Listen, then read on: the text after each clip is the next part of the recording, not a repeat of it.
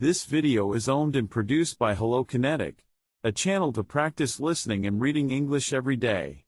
Learn English through real books. Expand your vocabulary and be good at English. Chapter 42. North through Coldwater Canyon it began to get hot. When we topped the rise and started to wind down towards the San Fernando Valley it was breathless and blazing. I looked sideways at Spencer. He had a vest on, but the heat didn't seem to bother him. He had something else to bother him a lot more. He looked straight ahead through the windshield and said nothing. The valley had a thick layer of smog nuzzling down on it. From above it looked like a ground mist and then we were in it and it jerked Spencer out of his silence.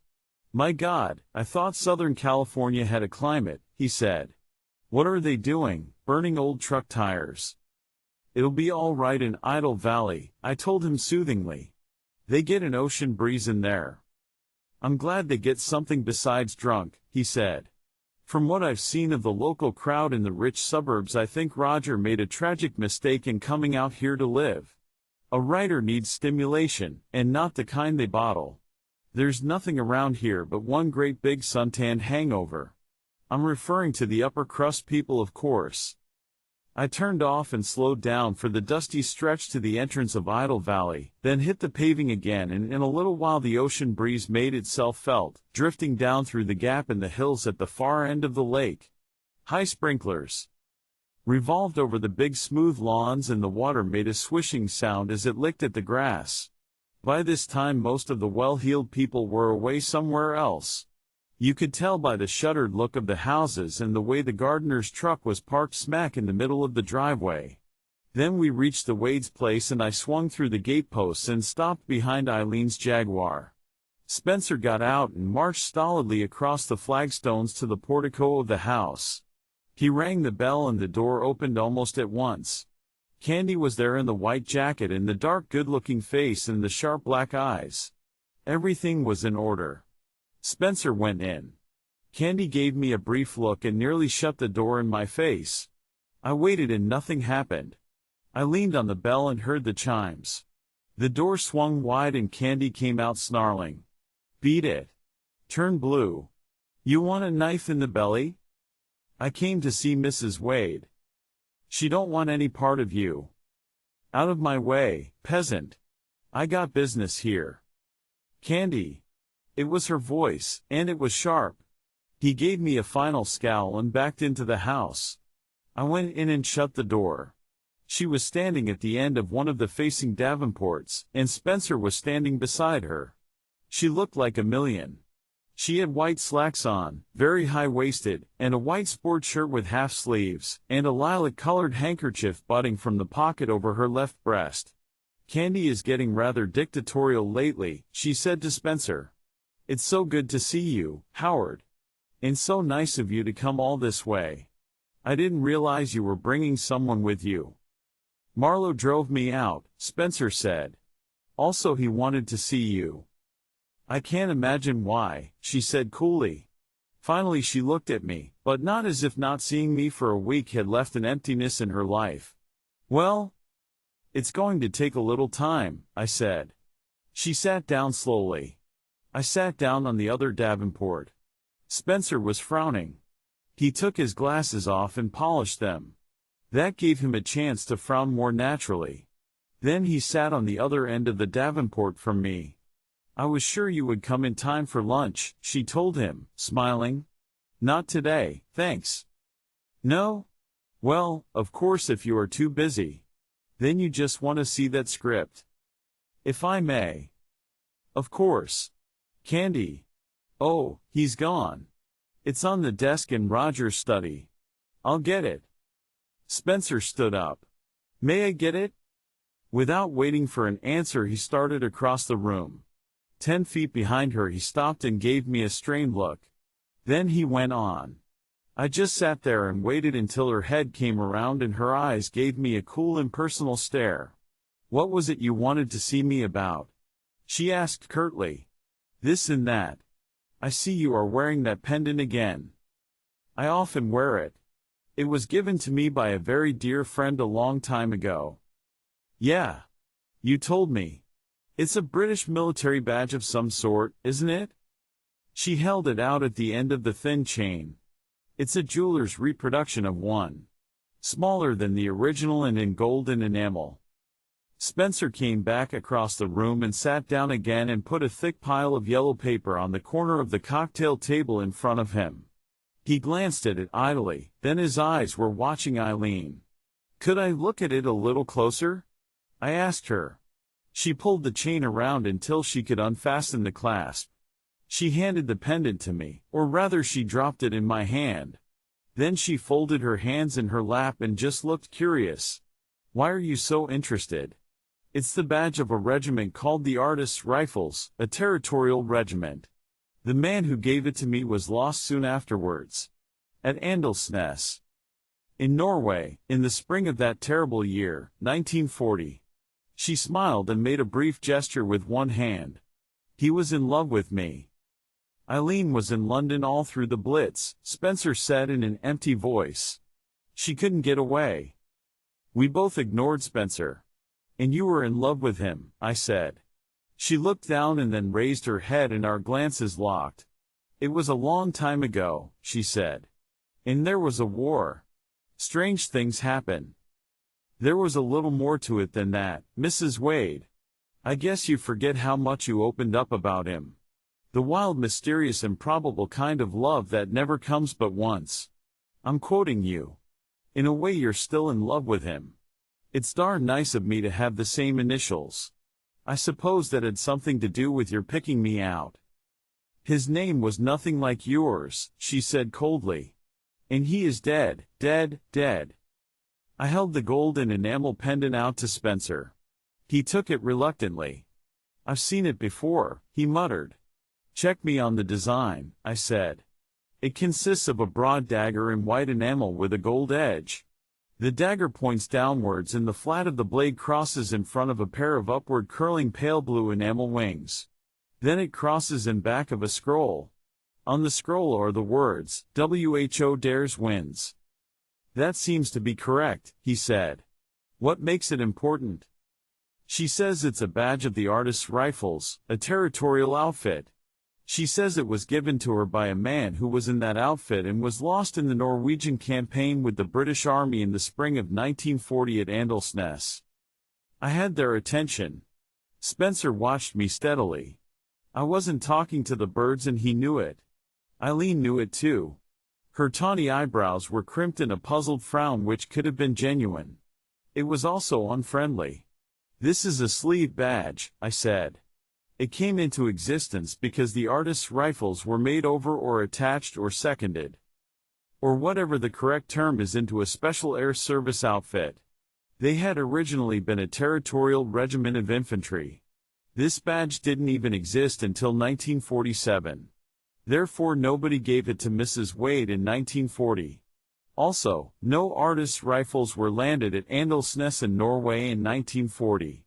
Sherwood Foresters and Leicestershires, yes. Both territorial.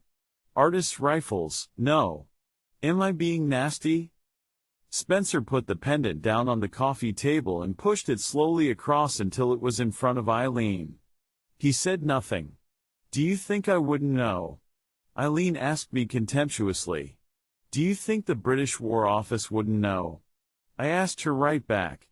"Obviously there must be some mistake," Spencer said mildly. I swung around and gave him a hard stare. "That's one way of putting it."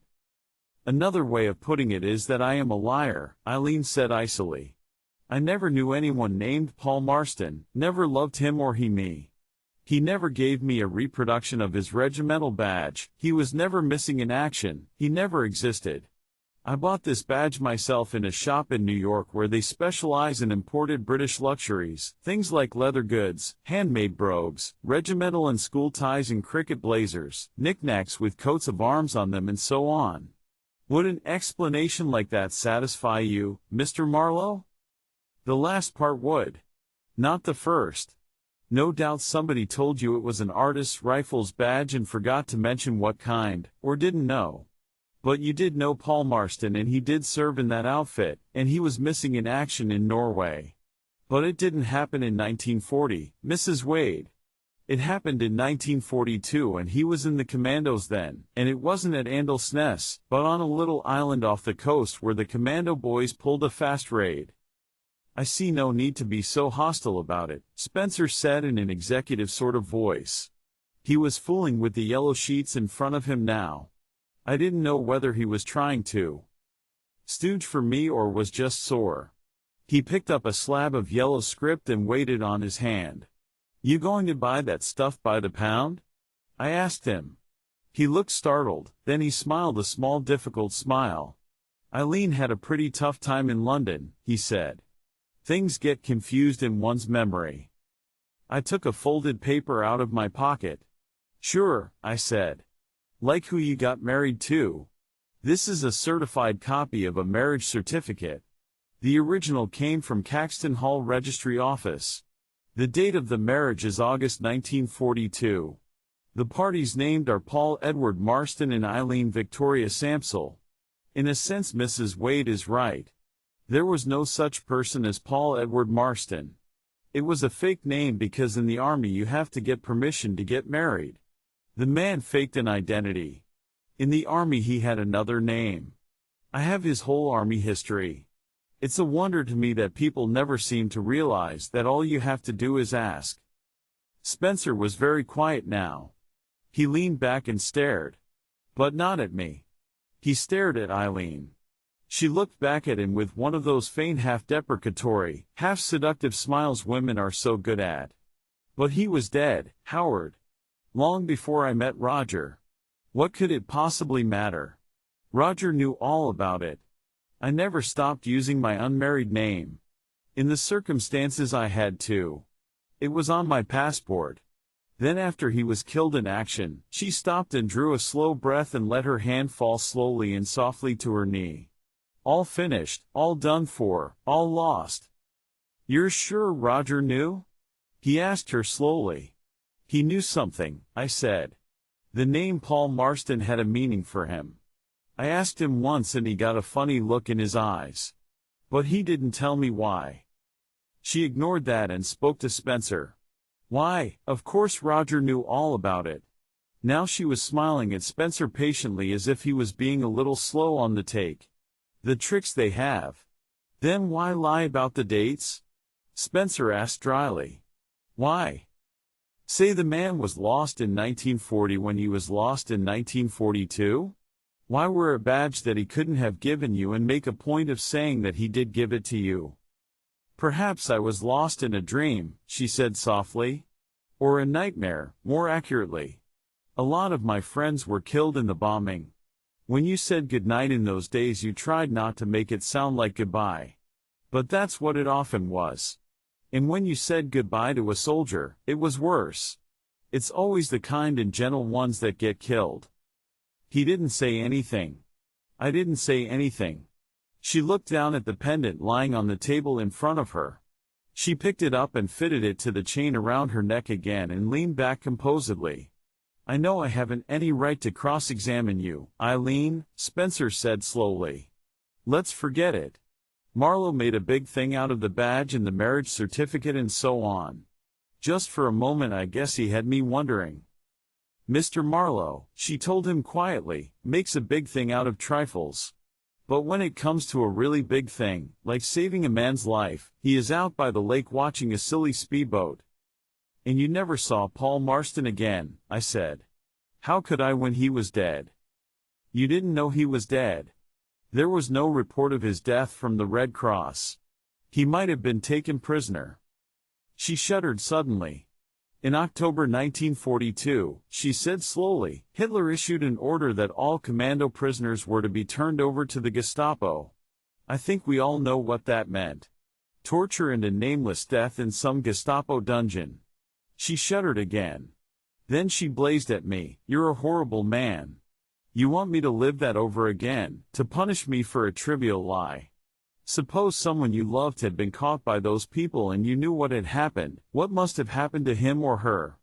Is it so strange that I tried to build another kind of memory, even a false one? I need a drink, Spencer said.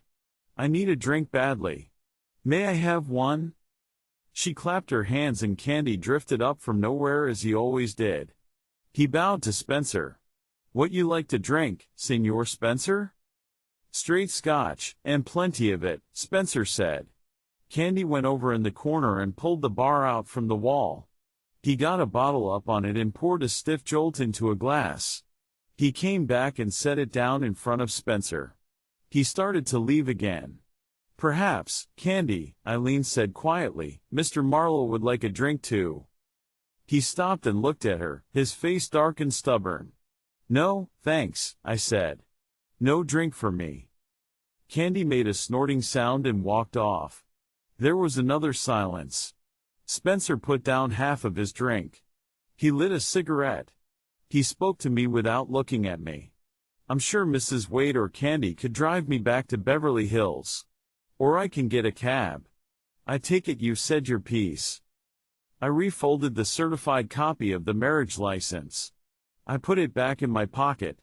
"Sure that's the way you want it?" I asked him. "That's the way everybody wants it." "Good." I stood up. I guess I was a fool to try to play it this way. Being a big-time publisher and having the brains to go with it, if it takes any, you might have assumed I didn't come out here just to play the heavy. I didn't revive ancient history or spend my own money to get the facts just to twist them around somebody's neck. I didn't investigate Paul Marston because the Gestapo murdered him, because Mrs. Wade was wearing the wrong badge, because she got mixed up on her dates, because she married him in one of those quickie wartime marriages. When I started investigating him, I didn't know any of those things. All I knew was his name. Now how do you suppose I knew that? "No doubt somebody told you," Spencer said curtly. "Correct, Mr. Spencer. Somebody who knew him in New York after the war and later on saw him out here in Chasins with his wife." "Marston is a pretty common name," Spencer said, and sipped his whiskey. He turned his head sideways and his right eyelid drooped a fraction of an inch. So I sat down again. Even Paul Marstons could hardly be unique. There are 19 Howard Spencers in the greater New York area telephone directories, for instance. And 4 of them are just plain Howard Spencer with no middle initial. Yeah. How many Paul Marstons would you say had one side of their faces smashed by a delayed action mortar shell and showed the scars and marks of the plastic surgery that repaired the damage? Spencer's mouth fell open. He made some kind of heavy breathing sound. He got out a handkerchief and tapped his temples with it. How many Paul Marstons would you say had saved the lives of a couple of tough gamblers named Mendy Menendez and Randy Starr on that same occasion? They're still around, they've got good memories. They can talk when it suits them. Why ham it up anymore, Spencer? Paul Marston and Terry Lennox were the same man. It can be proved beyond any shadow of a doubt. I didn't expect anyone to jump 6 feet into the air and scream, and nobody did. But there is a kind of silence that is almost as loud as a shout. I had it. I had it all around me, thick and hard. In the kitchen I could hear water run. Outside on the road I could hear the dull thump of a folded newspaper hit the driveway, then the light and accurate whistling of a boy wheeling away on his bicycle. I felt a tiny sting on the back of my neck. I jerked away from it and swung around.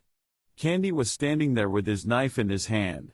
His dark face was wooden, but there was something in his eyes I hadn't seen before.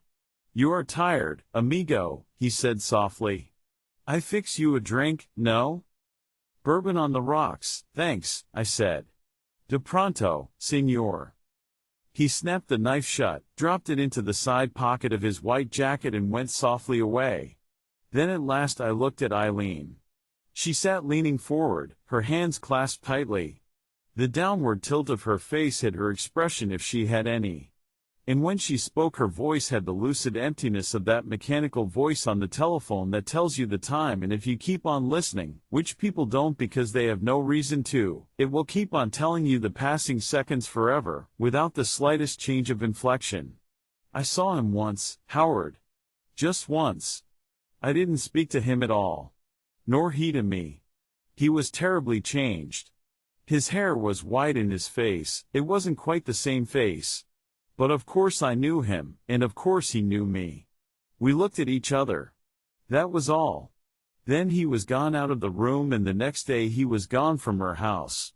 It was at the Lorings I saw him, and her. One afternoon late. You were there, Howard. And Roger was there. I suppose you saw him too. We were introduced, Spencer said. I knew who he was married to. Linda Loring told me he just disappeared. He gave no reason. There was no quarrel. Then after a while that woman divorced him. And still later I heard she found him again. He was down and out. And they were married again. Heaven knows why. I suppose he had no money and it didn't matter to him anymore. He knew that I was married to Roger. We were lost to each other. Why? Spencer asked. Candy put my drink in front of me without a word. He looked at Spencer and Spencer shook his head. Candy drifted away. Nobody paid any attention to him. He was like the prop man in a Chinese play, the fellow that moves things around on the stage, and the actors and audience alike behave as if he wasn't there. Why? She repeated. Oh, you wouldn't understand. What we had was lost. It could never be recovered. The Gestapo didn't get him after all. There must have been some decent Nazis who didn't obey Hitler's order about the commandos. So he survived, he came back. I used to pretend to myself that I would find him again, but as he had been, eager and young and unspoiled. But to find him married to that red-headed whore, that was disgusting. I already knew about her and Roger. I have no doubt Paul did too. So did Linda Loring, who is a bit of a tramp herself, but not completely so. They all are in that set. You ask me why I didn't leave Roger and go back to Paul. After he had been in her arms and Roger had been in those same willing arms? No thank you. I need a little more inspiration than that. Roger the first could forgive. He drank, he didn't know what he was doing. He worried about his work and he hated himself because he was just a mercenary hack. He was a weak man, unreconciled, frustrated, but understandable. He was just a husband. Paul was either much more or he was nothing. In the end he was nothing. I took a swig of my drink. Spencer had finished his. He was scratching at the material of the Davenport. He had forgotten the pile of paper in front of him, the unfinished novel of the very much finished popular author. I wouldn't say he was nothing, I said. She lifted her eyes and looked at me vaguely and dropped them again. Less than nothing, she said, with a new note of sarcasm in her voice. He knew what she was, he married her. Then because she was what he knew she was, he killed her. And then ran away and killed himself. He didn't kill her, I said, and you know it. She came upright with a smooth motion and stared at me blankly. Spencer let out a noise of some kind. Roger killed her, I said, and you also know that. Did he tell you? She asked quietly. He didn't have to. He did give me a couple of hints. He would have told me or someone in time. It was tearing him to pieces not to. She shook her head slightly. No, Mr. Marlowe. That was not why he was tearing himself to pieces. Roger didn't know he had killed her. He had blacked out completely. He knew something was wrong and he tried to bring it to the surface. But he couldn't. The shock had destroyed his memory of it. Perhaps it would have come back, and perhaps in the last moments of his life it did come back. But not until then. Not until then. Spencer said in a sort of growl, that sort of thing just doesn't happen, Eileen. Oh yes, it does, I said. I know of two well-established instances. One was a blackout drunk who killed a woman he picked up in a bar. He strangled her with a scarf she was wearing fastened with a fancy clasp. She went home with him, and what went on then is not known except that she got dead, and when the law caught up with him he was wearing the fancy clasp on his own tie and he didn't have the faintest idea where he got it. Never? Spencer asked. Or just at the time? He never admitted it. And he's not around anymore to be asked. They gassed him. The other case was a head wound. He was living with a rich pervert, the kind that collects first editions and does fancy cooking and has a very expensive secret library behind a panel in the wall. The two of them had a fight. They fought all over the house, from room to room. The place was a shambles and the rich guy eventually got the low score. The killer, when they caught him, had dozens of bruises on him and a broken finger. All he knew for sure was that he had a headache and he couldn't find his way back to Pasadena. He kept circling around and stopping to ask directions at the same service station. The guy at the service station decided he was nuts and called the cops. Next time around they were waiting for him. "I don't believe that about Roger," Spencer said. "He was no more psycho than I am." "He blacked out when he was drunk," I said. "I was there. I saw him do it," Eileen said calmly. I grinned at Spencer. It was some kind of grin, not the cheery kind probably, but I could feel my face doing its best. "She's going to tell us about it," I told him. "Just listen. She's going to tell us. She can't help herself now." "Yes, that is true," she said gravely. "There are things no one likes to tell about an enemy, much less about one's own husband. And if I have to tell them publicly on a witness stand, you are not going to enjoy it, Howard. Your fine, talented, ever so popular and lucrative author is going to look pretty cheap. Sexy, all get out, wasn't he? On paper, that is. And how the poor fool tried to live up to it. All that woman was to him was a trophy. I spied on them. I should be ashamed of that. One has to say these things. I am ashamed of nothing. I saw the whole nasty scene. The guest house she used for her amours happens to be a nice secluded affair with its own garage and entrance on a side street, a dead end, shaded by big trees. The time came, as it must to people like Roger, when he was no longer a satisfactory lover. Just a little too drunk. He tried to leave but she came out after him screaming and stark naked, waving some kind of small statuette. She used language of a depth of filth and depravity I couldn't attempt to describe. Then she tried to hit him with the statuette. You are both men and you must know that nothing shocks a man quite so much as to hear a supposedly refined woman use the language of the gutter and the public urinal. He was drunk, he had had sudden spells of violence, and he had won then. He tore the statuette out of her hand. You can guess the rest. There must have been a lot of blood, I said. Blood? She laughed bitterly. You should have seen him when he got home. When I ran for my car to get away he was just standing there looking down at her. Then he bent and picked her up in his arms and carried her into the guest house. I knew then that the shock had partially sobered him. He got home in about an hour. He was very quiet.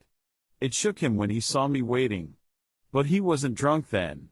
He was dazed. There was blood on his face, on his hair, all over the front of his coat.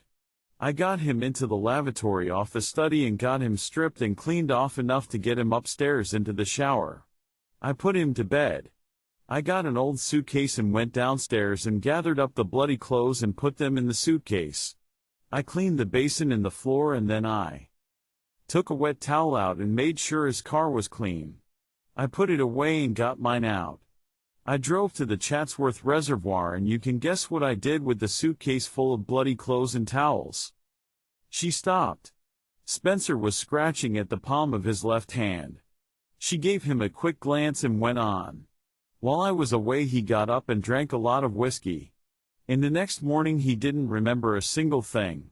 That is, he didn't say a word about it or behave as if he had anything on his mind but a hangover. And I said nothing. He must have missed the clothes, I said. She nodded. I think he did eventually, but he didn't say so.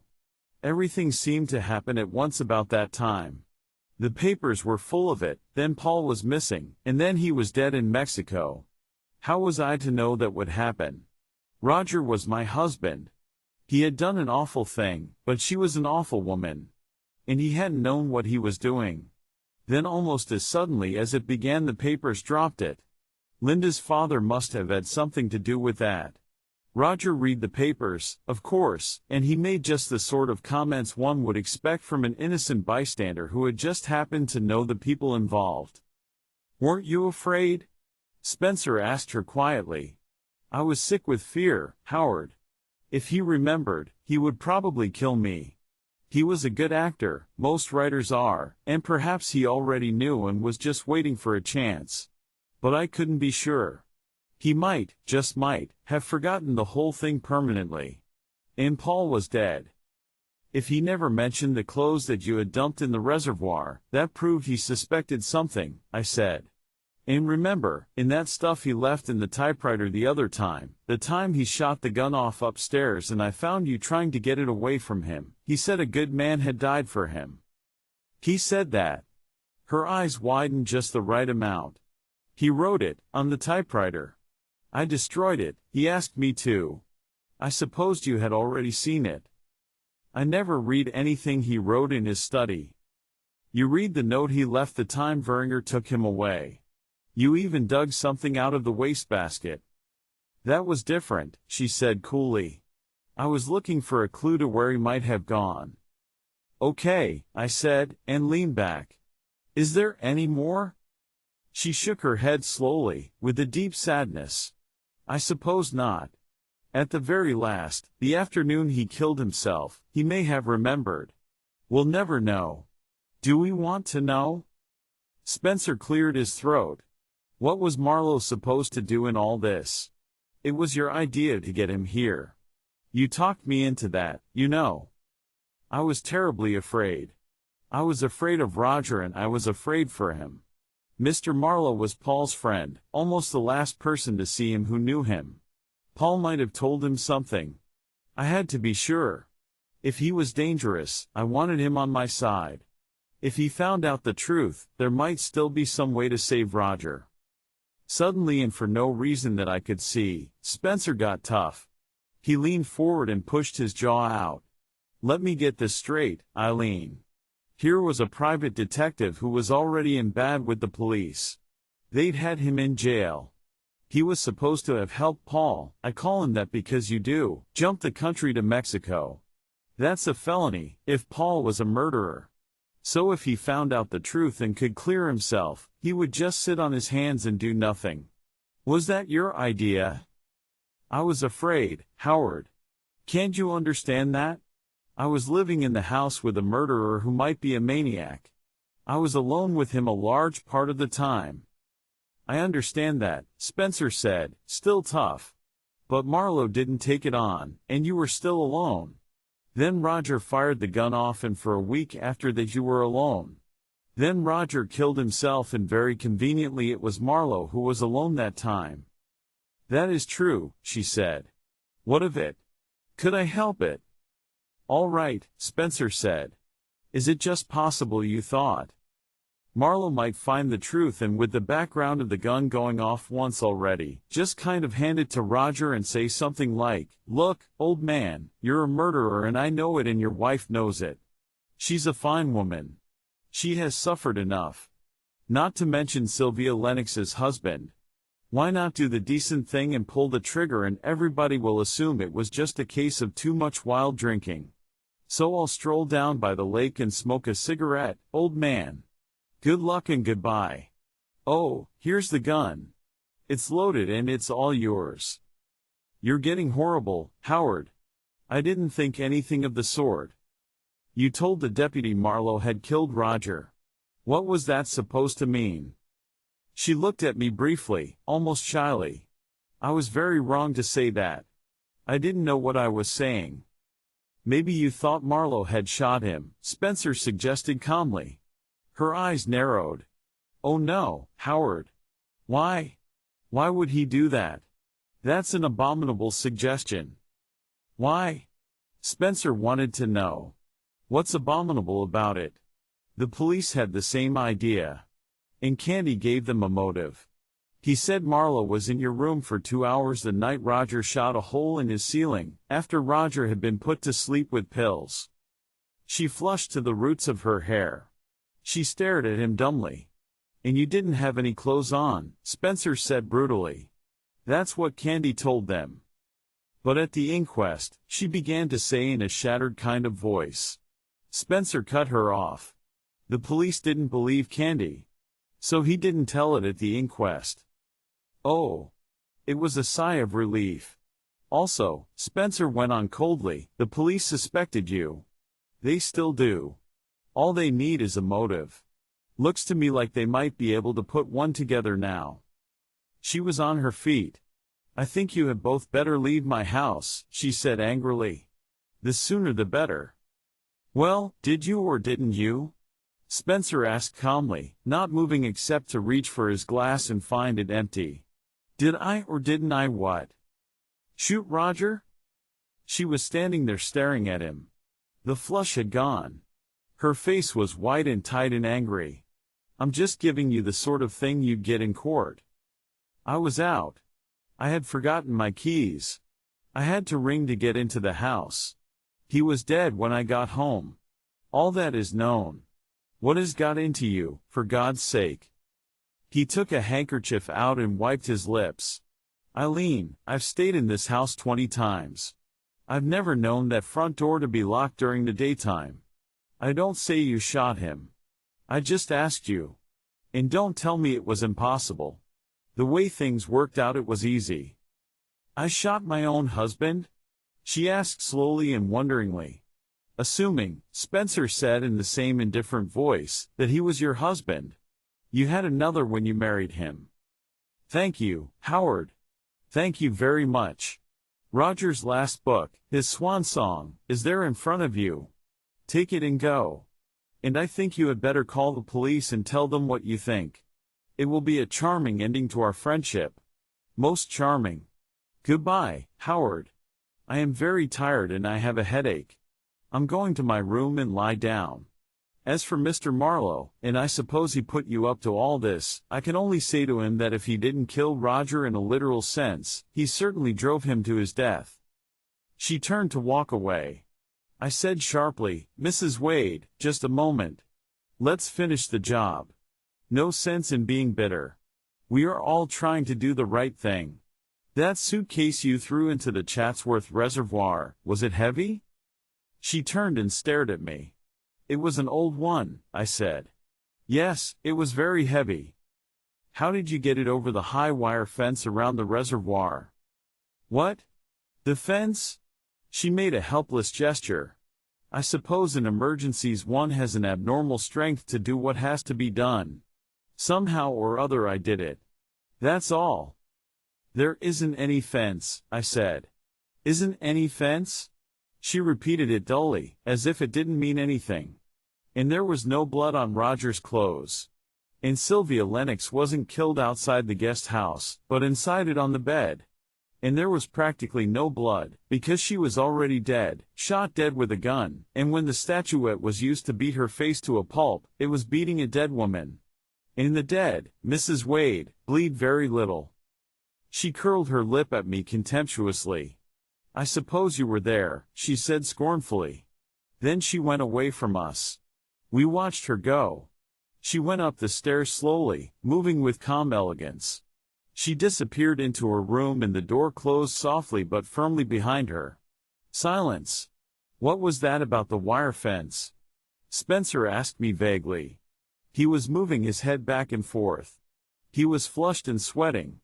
He was taking it gamely, but it wasn't easy for him to take. Just a gag, I said. I've never been close enough to the Chatsworth Reservoir to know what it looks like. Maybe it has a fence around it, maybe not. I see, he said unhappily. But the point is she didn't know either. Of course not. She killed both of them.